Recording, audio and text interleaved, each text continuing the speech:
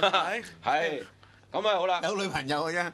嗱，原來唔係，即係當然我哋唔知啦，係嘛？咁即係傳就話佢喺嗰度即係嫖妓啦。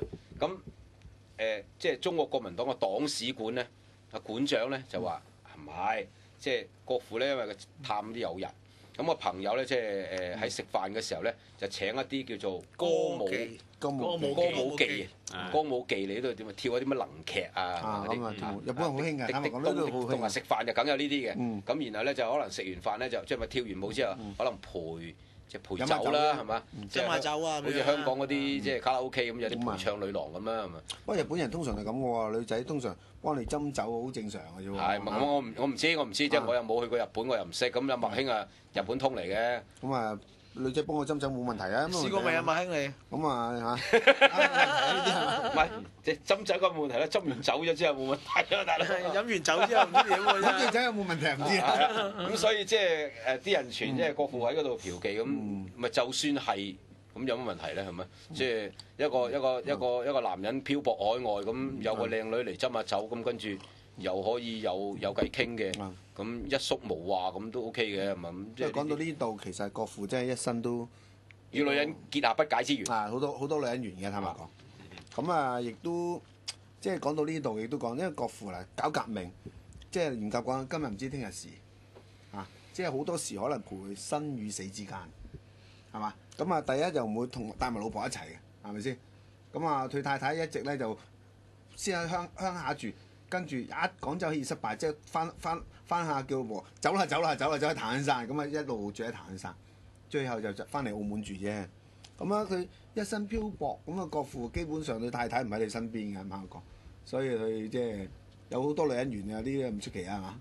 即係嗰啲女人為建國而獻出佢嘅，唔係佢即係同埋崇拜英雄啦，美人崇拜英雄啊呢啲。即係國父都係一個英雄人物嚟嘅，咁即係美女愛英雄好正常嘅，咁所以即係我哋唔可以心怪嘅。咁但係好啦，台灣就好多國父像㗎啦，係咪？有啲圓環嘅地方啊，學校啊，一啲嘅機關啊都好多。好啦，咁啊民進黨執政8年咧就大鑊啦，即係無論呢個孫中山嘅像咧、蔣介石嘅像咧，只要係民進黨執政嘅地方縣市，冚唪唥一律拆毀。好啦，嗱佢嘅沙廠抌啦，咁啊抌得喎。佢又唔係唔抌得嘅，咁要抌咗佢，你都吹我唔漲嘅，係咪？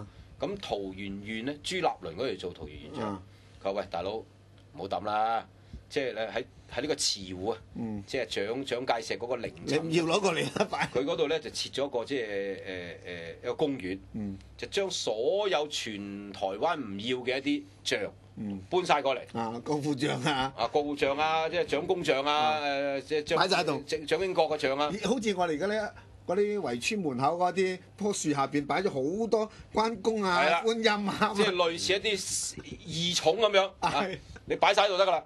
哇！咁樣擺一擺咧，居成為明星啦。好多大陸同胞嚟參觀咧，佢又要去嘅喎。哇！即係令到桃園縣就無啦啦咧就多咗筆生意嚇，即係多個景點，好多大陸遊客咧都願意去行一行，即係睇一睇。哇！即係咁多即係大大小小不同嘅即係啲高身嘅矮嘅。民主化之後嘅現象。咁咧就其實最慘咧有一個就係應該係即係蔣介石嘅一個銅像啊。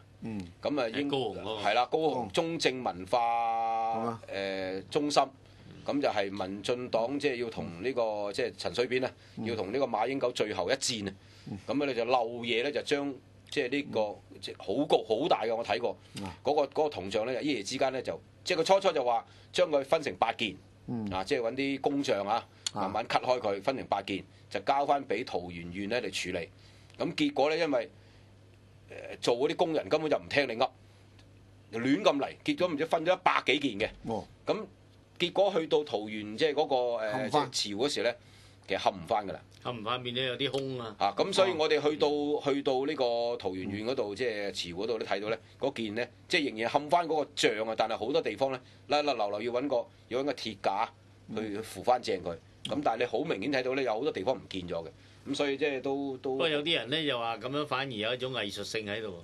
咁即係唯有係咁講啦。咁你擺低嗰度，你唔係咁講都冇辦法啦，係嘛？好啦，咁啊。嗰啲應該叫象蟲啊，變咗。咁啊，我哋一去又去到呢個大陸啦，我哋唔可以唔講大陸啦嚇。雖然即係國父都可能都唔太願意喺大陸呢個地方即係擺㗎啦，咁但係即係畢竟嗰度都係即係好多中山嘅一啲紀念啊。無論係個故居啦，係咪有個即係中山故居嘅紀念館啦，喺中山嗰度，咁有中山紀念堂啦，啊，又有廣州嘅大元帥府啦，啊，咁啊即係各省各地咧都好多嘅中山紀念像嘅，因為全部搞晒中山公園啊，中山公園啊，或者中山路啊，即係基本上每個省市咧都有中山路呢啲咁嘅。中山路有嚇。故居好似有2個故居喎，係咪啊？好似南京有一個，因為江蘇啊。上海。上海係嘛？上海一個嚇，上海一個故居嚇。佢後來宋慶齡喺度住噶嘛。係。即係佢個國父個朋友送俾佢個別墅。係啊。即係個話你冇住啊，冇住送間屋俾佢咯，咁幾好。咁啊，真係國父即係其實都一身青年，雖然嚴格講係一身青年，其實周身債，成日借問人借好多錢。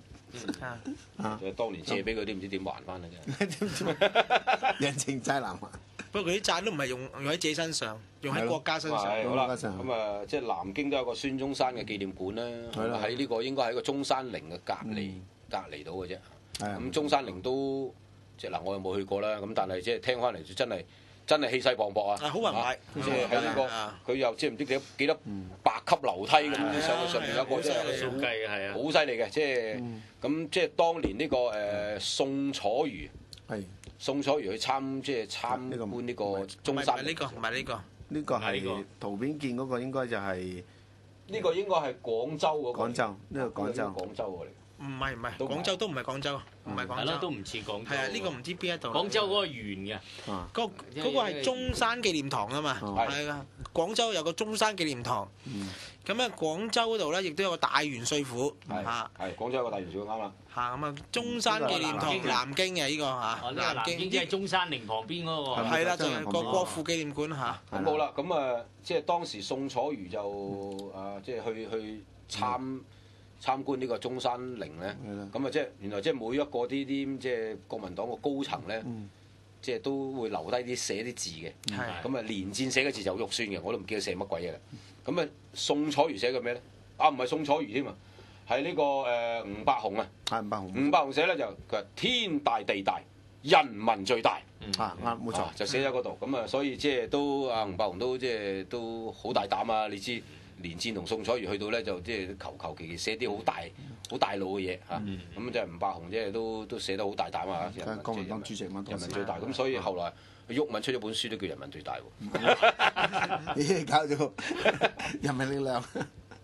好啦，咁啊，孫中山咧就喺呢個即係大陸、台灣、香港、澳門，基本上大家都尊重。美國、加拿大。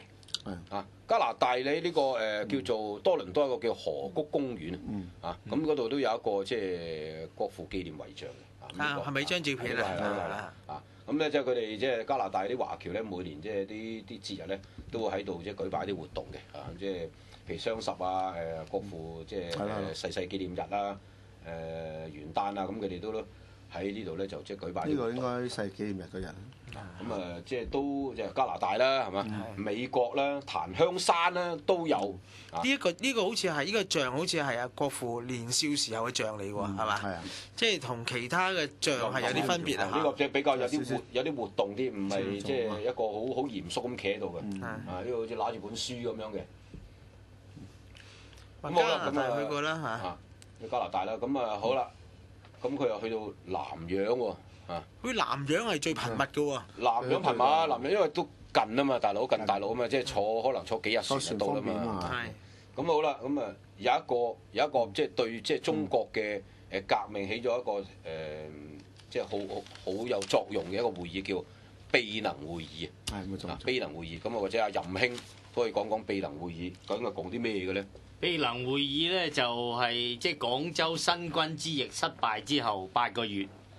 咁咧，中山先生咧就喺1910年11月13日去到秘能，就係所謂 Penang 啊，即係而家叫檳榔嶼嗰個島，嗰度係最多中國人嘅。咁即係喺嗰度主持會議咧，就決定喺廣州再次起義。咁其實再次就跟住嗰個就係黃花崗啦。即係3與9啦，咁所以點解黃花崗有啲馬來亞華僑好多參與？有30幾個嘅，係咯， 30幾個成寨人，甚至好似加拿大都有人參與嘅黃花崗之役。咁啊，即係傾盡人力物力啊，大規模起義啊，咁樣。咁所以呢個其實當時咧，可能點解會經常去馬來西亞嗰度咧？即係香港唔準佢入境啊嘛，你知唔知啊？係啊，嗰個咁佢唯有入境去馬來西亞嗰度，一來嗰度亦都相當多中國人啦，咁樣。咁所以佢哋當時咧就話決定喺廣州再次起義咧，就以新軍為主幹啦，同盟會同志500人為先鋒喎，即係唔計新軍啊，係啊，淨係同盟會都要500人。咁即係當時個計劃係即係幾大嘅，所以呢個片咧，呢個會議咧係相當重要。咁啊跟住佢又要籌錢啦，梗係又話起碼都要籌10萬蚊咁樣啦，即係當時嚇。咁啊跟住咧就呢個就喺東南亞就話要籌10萬蚊。咁跟住咧，中山先生又即刻要去美國籌錢啦。哇！咁之後都好頻密啦，好艱苦啊，好頻撲四圍問人攞錢，大佬真係。就係咁樣啦，所以呢個就有所謂秘能會議咁樣。佢寫又同盟會要500人，咁佢最後實際起義根本就數埋都唔可能冇咁多人100有，炒埋都唔搞掂，炒埋都唔搞掂。咁啊，亦都嗱，秘能會咧，亦都即係確立咗一啲即係中國嘅政治主張咧。咁啊，譬如呢個男女平等啦，咁啊，即係經濟，即係要科技興國啦，就喺秘能會裏邊咧，就係決定到嘅。咁所以即係呢一個其實秘能會係呢10幾20年俾人提起嘅啫，即係之前其實都冇咩人提嘅秘能會。即係都唔覺有咁。因為大家都好似對呢個咁嘅會議咧冇乜特別嘅認識。咁呢10幾20年可能啲歷史學家咧咁係抄翻出嚟，抄翻好多資料啦。咁同埋秘能即係馬來西亞即係呢度有啲華僑可能揾到啲資料，咁就即係係啦，抄到啲資料。咁就即係每年咧都喺即係國父嘅一啲生忌死忌咧，都舉行啲即係儀式，咁就漸漸地咧，秘能會就俾人哋認識到究竟即係裏邊曾經係做過啲咩。不過講翻秘能會議咧，就定咗嗰時話要國父男女平